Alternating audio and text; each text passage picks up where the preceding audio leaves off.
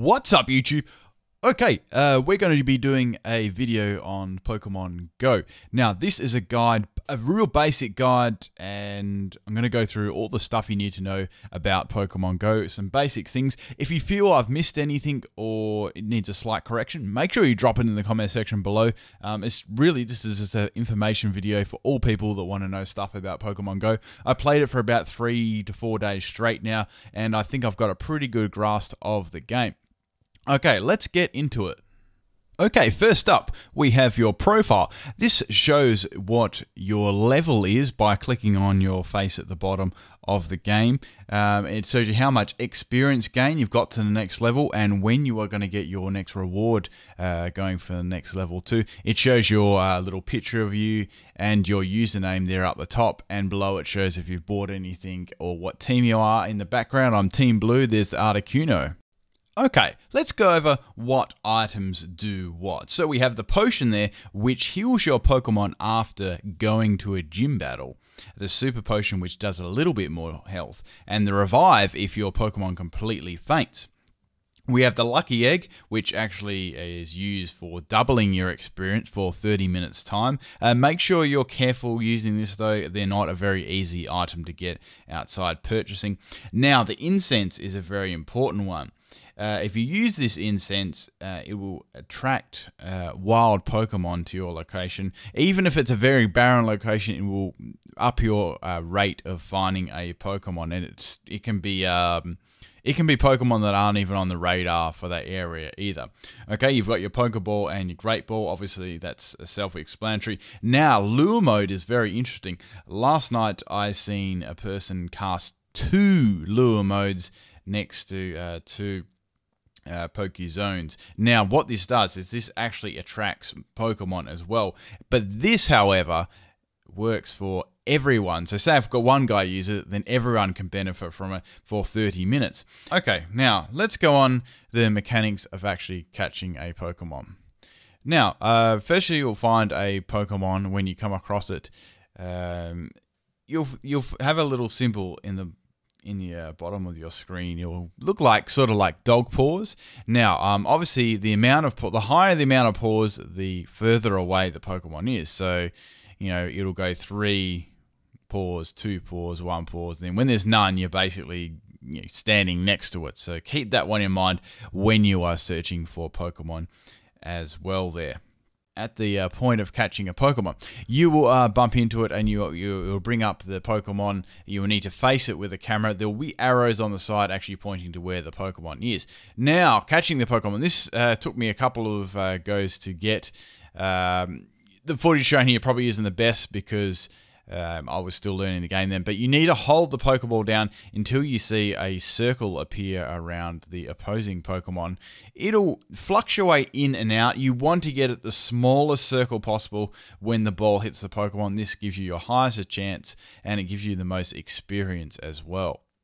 Now, your experience is also obviously based on how many Pokemon you catch too. So if you catch a Pokemon, you'll get a certain amount of experience. Let's go a little bit more into catching Pokemon. Now, if you've got a Pokemon, right, and you want to evolve it and change it, you need to catch a lot of the same Pokemon, right? So what you want to do is you want to go into the Pokemon you've caught, and you want to look at your highest CP Pokemon. So say if you've got you've got a Pidgeot that's you've got a Pidgey that's CP of 200, and you've got a whole bunch of Pidgeys that have a CP of only like 20 or 30. You need to actually go to them, click on them, and you need to scroll down, and there'll be an option called Transfer, and you click on that, and that'll change the Pokemon into candy. Now, upon catching a Pokemon of that evolution line, you'll get 3 candy. Upon turning the Pokemon or transferring it, you'll get 1 candy. Each Pokemon is shown on there how much candy it needs for the next evolution if you click on the Pokemon. Each Pokemon gives off different candy, so you'll need to farm a lot of Pokemon to evolve your Pokemon up. And you can also power your Pokemon up when you get a really strong Pokemon. You can power it up using Candy and Stardust as well. Stardust is very easy to obtain. You get that a lot. Candy is a bit harder, so you need to you're constantly using Candy if you're leveling your Pokemon up. If you picked up any eggs, there's 3 types of eggs that I've found. There's a 2-kilometer egg, there's a 5-kilometer egg, and there's a 10-kilometer egg. Now, each of these eggs means something different. Obviously, the shorter kilometer one, in my experience, means the Pokemon isn't as good as the higher one. So, 2-kilometer ones, I found stuff like Caterpie, Zubat. The 5-kilometer ones, I've found stuff like Ponyta, and the 10-kilometer ones, I found stuff like Scyther. So they were pretty cool to find those ones as well. So the higher the kilometers, the higher the price. Now, you can do this in a car, but if you just like plant your foot and do 200 kilometers an hour, you are most certainly going to it's not going to count. You need to go like same speed as like a human being would. So you can't really cheat that one there. Okay. Also, now let's go into battling gyms. Now, if you look on your map, you'll probably see like these big, really tall things. They'll be red or whatever color, like whoever went with what. Now, you'll click on them. You need to be near them too. You need to be near them to click on them. So it'll tell you the gym and you can challenge it and such. Now make sure you've got some potions and things. If you challenge the gym, you pretty much just spam the other Pokemon. That's what I found so far. If you have found other ways and stuff or whatever, you could just mention in the comment section below, but that's what I found. And you can actually, you drop the points of the gym and you keep doing that until you take over the gym yourself. You can deposit your own Pokemon in there, and that one will stay with that gym, and it'll give it a little icon in your Pokédex too, or your Pokemon, and it'll tell you that it's in the gym, and that's going to be the Pokemon you drop off in the gym.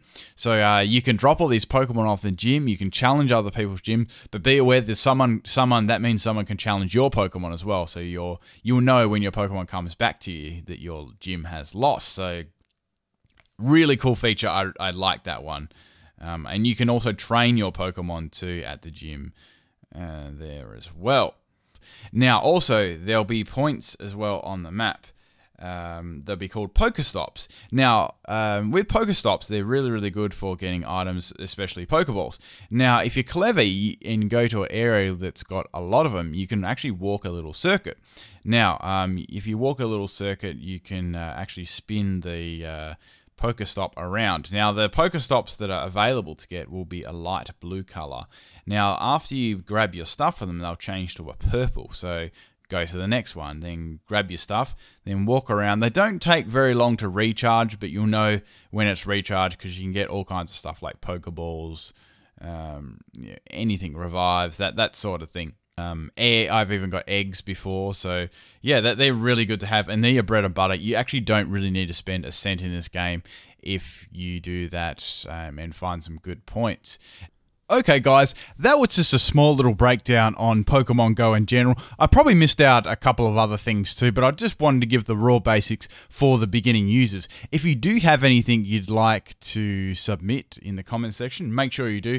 Anything just that I've missed, or maybe that's just that's not quite correct. But this is all the stuff that I've found out by playing Pokemon Go and walking around. I've been playing this one for 3 days straight now, so pretty much 3 days straight there.